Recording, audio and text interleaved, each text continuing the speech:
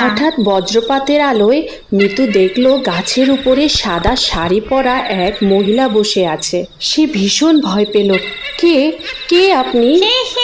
রাত যত গভীর হতে থাকলো, মিতুর পেটের ক্ষুধা তত বাড়তে লাগলো। সে ঘরের বাহিরে উঠোনে এসে বলল, ওহ, পেটের খিদায় মইরা যাইতাছি।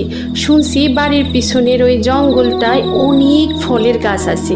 যাই ওই জঙ্গলটায় গিয়া কয়েকটা ফল পাইরা নিয়ে আসি। এরপর মিতু বাড়ির পিছনের ওই জঙ্গলের দিকে যাওয়ার জন্য হাঁটতে লাগলো। হঠাৎ সে দেখলো অন্ধকার জঙ্গলের মাঝখানে একটা বিশাল গাছ। এত বিস্কুট! গাছের ডালে ডালে নানা রঙের বিস্কুট ঝুলছে। উফ, খেতে তো অনেক মজা হবে। খা বাছা, আরো খা, মন ভরে খা।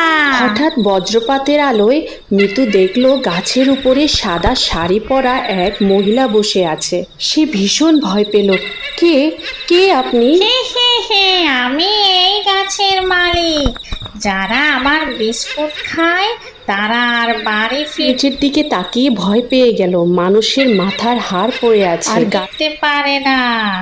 এই বিস্কুট মানুষকে জাদু করে ফেলে। মিতু গাছের সব বিস্কুট হঠাৎ মানুষের চোখের মতো তাকাতে লাগলো তার দিকে। দয়া করে আমারে ছাইরা দেন, এই কথা বলে মিতু জোরে দৌড় দিল। কিন্তু সে এদিক ওদিক যতই দৌড়াচ্ছিল কিছুতেই সামনে আগাতে পারছিল না, কারণ জঙ্গলের রাস্তা বারবার বদলে যাচ্ছিল। বাঁচাও বাঁচাও, কে আসো বাঁচাও।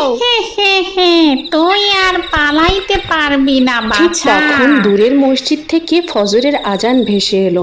আহ আহ মরে গেলাম গো, গায়ে জ্বালা পোড়া হচ্ছে। আহ আহ মরে গেলাম আমি। এরপর মিতু এক দৌড়ে জঙ্গল থেকে পালিয়ে বাঁচলো, সোজা তার বাড়ি চলে গেল। পরের দিন মিতু তার মাকে নিয়ে জঙ্গলের ভিতর গিয়ে দেখলো যে জায়গায় গাছটি ছিল সেই জায়গায় আর গাছ নেই, অনেক পোড়া মাটি জমে আছে।